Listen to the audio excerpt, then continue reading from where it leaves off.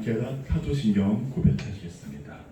전능하사 전지를 만드신 하나님 아버지를 내가 믿사오며 그 외아들 우리 주 예수 그리스도를 믿사오니 이는 성령으로 잉태하사 동정녀 마리아에게 나시고 본디오 빌라도에게 고난을 받으사 십자가에 못 박혀 죽으시고 장사한 지 사흘 만에 죽은 자 가운데서 다시 살아나시며 하늘에 오르사 전능하신 하나님 우편에 앉아 계시다가 저희로서 산자와 죽은 자를 심판하러 오시리라. 성령을 믿사오며 거룩한 공회와 성도가 서로 교통하는 것과 죄를 사하여 주시는 것과 몸이 다시 사는 것과 영원히 사는 것을 믿사옵나이다. 아멘. 찬송가 370장 주 안에 있는 나에게 찬양하겠습니다. 찬송가 370장 주 안에 있는 나에게 찬양하겠습니다.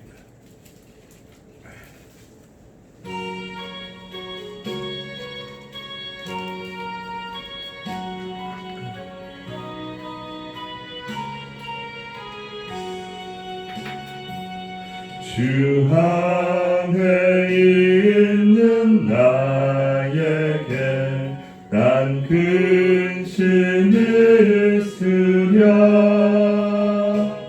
십자가 밑에 나아가 내 짐을 풀었네. 주님을 찬송하면서 할렐루야 할렐루야. 내 앞길 멀고 험해도 나 주님만 따라가리. 그 두려움이 변하여 내 기도 되었고 전날의 한숨 변하여 내 노래 되었네. 주님을 찬송하면서 할렐루야 할렐루야. 내 앞길 멀고 험해도 나 주님만 따라가리. 내 주는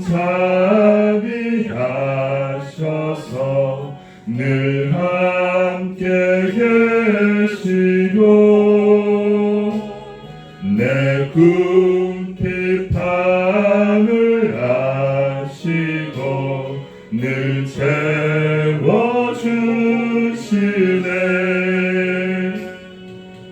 주님을 찬송하면서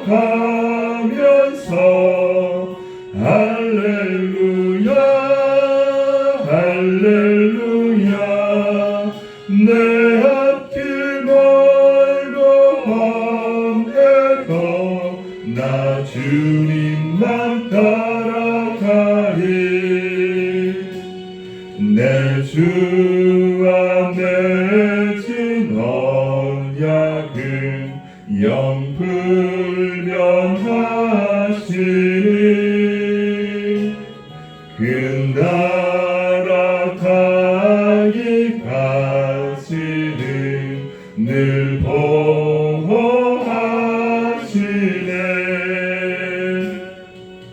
주님을 찬송하면서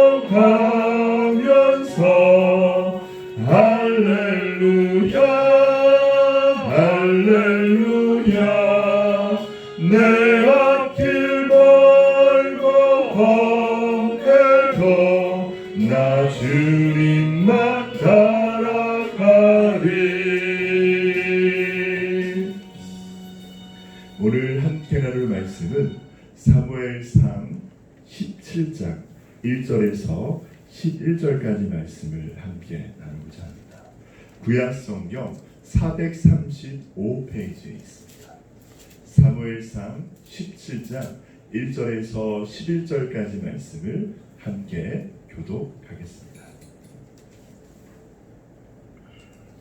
블레셋 사람들이 그들의 군대를 모으고 싸우고자 하여 유다에 속한 소고에 모여 소고와 아세가 사이에 에베스딤맘에 진치네. 사울과 이스라엘 사람들이 모여서 엘라 골짜기에 진치고 블레셋 사람들을 대하여 진영을 벌였으니 블레셋 사람들은 이쪽 산에 섰고 이스라엘은 저쪽 산에 섰고 그 사이에는 골짜기가 있었더라.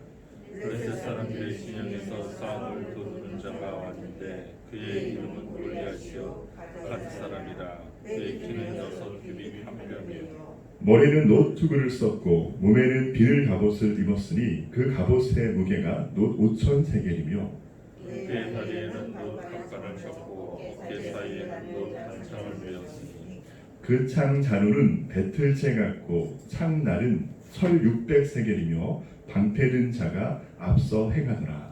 그가 서서 이스라엘 군대를 향하여 외쳐이르되 너희가 어찌하여 나와서 전열을 벌이느냐. 나는 블레셋 사람이 아니며 너희는 사울의 신복이 아니냐.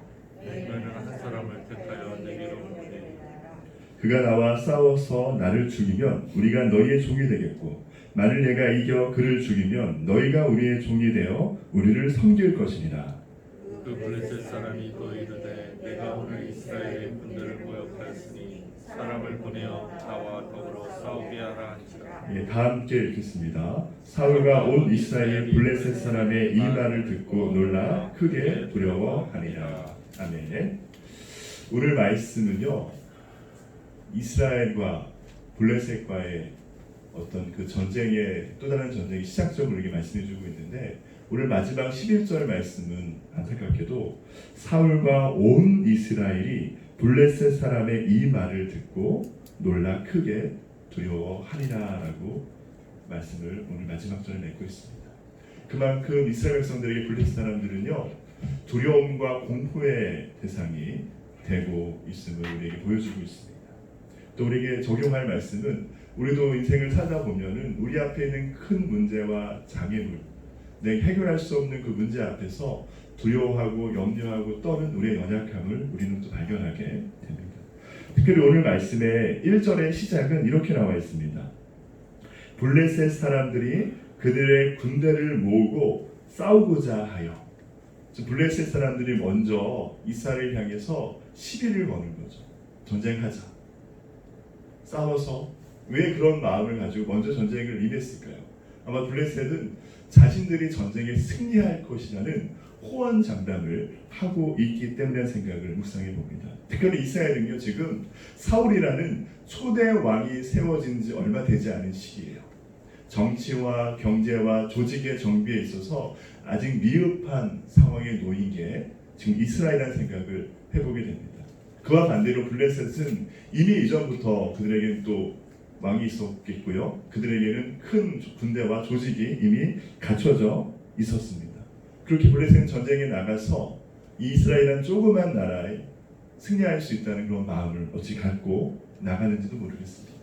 더 중요한 것은 그들이 왜 호언장담하고 블레셋이 왜 담대하게 왜 그들이 승리할 것을 여기고 나갔냐면, 그들에게는 거대한 장군이 한 사람이 있지 않았습니까? 오늘 말씀에 골리앗이라는 큰 장사가 그들에게 있었기 때문에 그들은 그 사울 왕의 이스라엘이 되게 하찮게 보였던 그런 생각을 가지고 있지 않았나 생각해 보게 됩니다.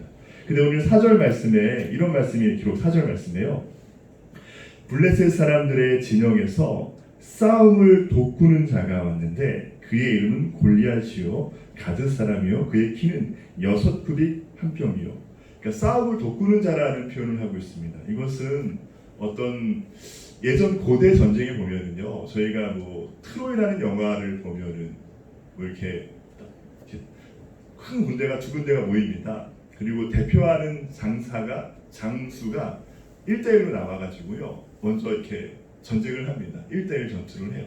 그래서 이제 이기는 그 군대가 이제는 이게 사기를 얻는 거죠. 그렇죠. 지는 군대는 또 이렇게 되게 당황하게 되고 힘든 상황이 놓이게 됩니다. 그러니까 고대 군대 전쟁은 군대와 군대의 전쟁이었지만 먼저는 그 전쟁 전에는 가장 대표하는 장수가 한 명씩 나와서 1대1로 맞대결을 해서 그것을 이제 승기를 잡는 그런 전쟁을 펼쳤습니다. 특별히 오늘 말씀에 싸움을 돋구는 자, 이게 바로 골리앗을 얘기하는 거죠. 근데 골리앗의 키가 6규빗 한 뼘이라고 했는데 이것이 제가 현대인의 성경을 한번 읽어드릴게요.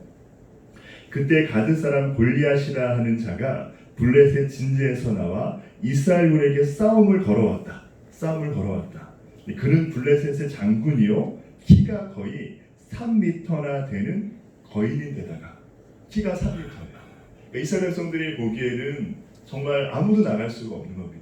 근데 안타까운 것은 사울 왕이 원래는 몸이 큰 거 아시죠?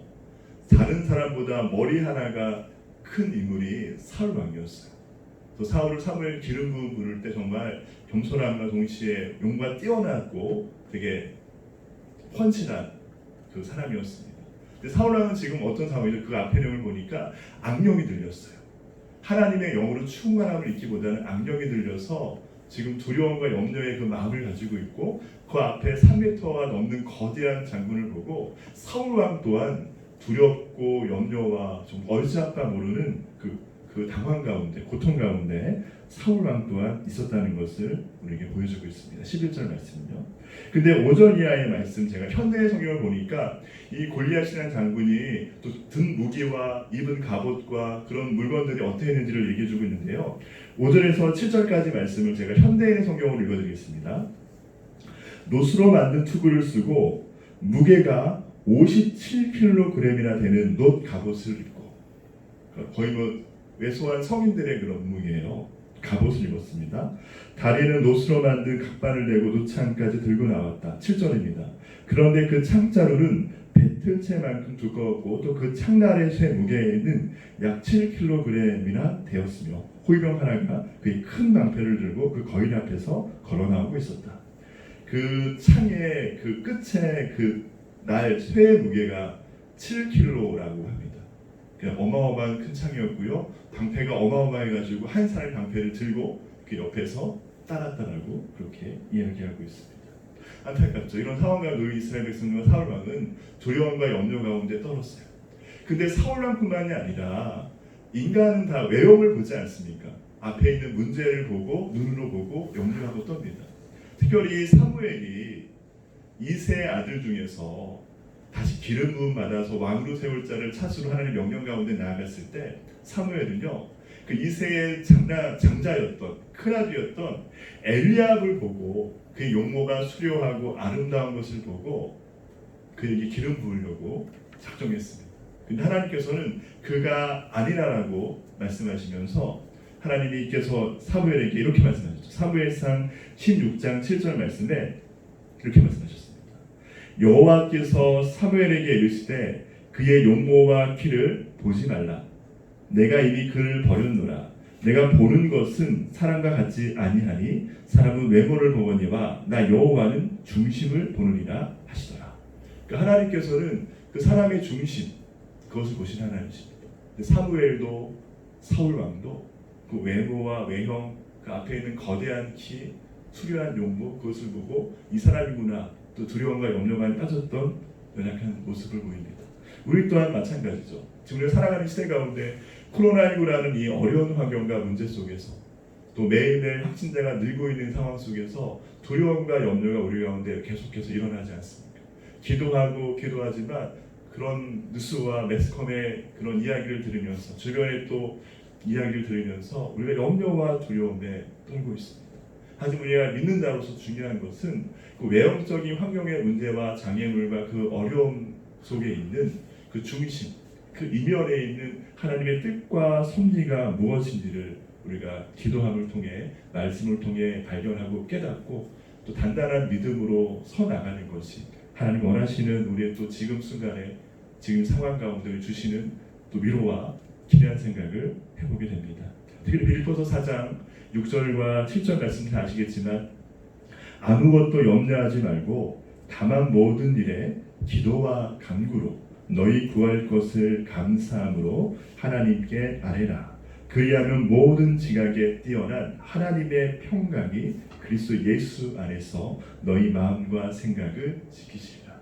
이 말씀은 계속해서 묵상하고 우리가 암송해도 너무 은혜로운 말씀이고 위로가 되고 힘이 되는 말씀입니다.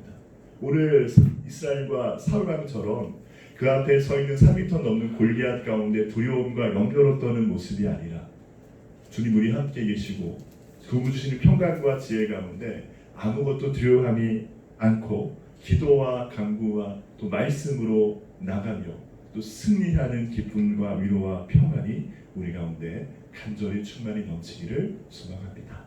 자, 기도하겠습니다.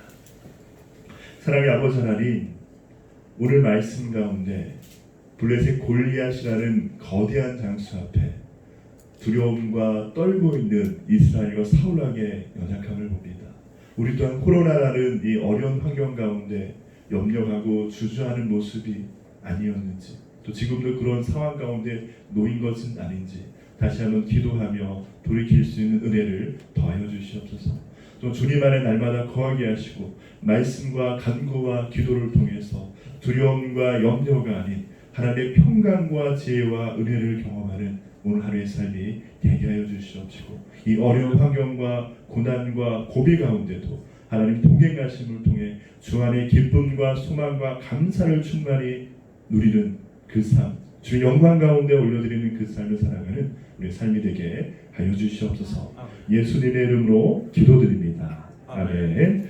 하늘에 계신 우리 아버지여, 이름이 거룩히 여김을 받으시오며 나라의 임하옵시며 뜻이 하늘에서 이룬 것 같이 땅에서도 이루어지리이다.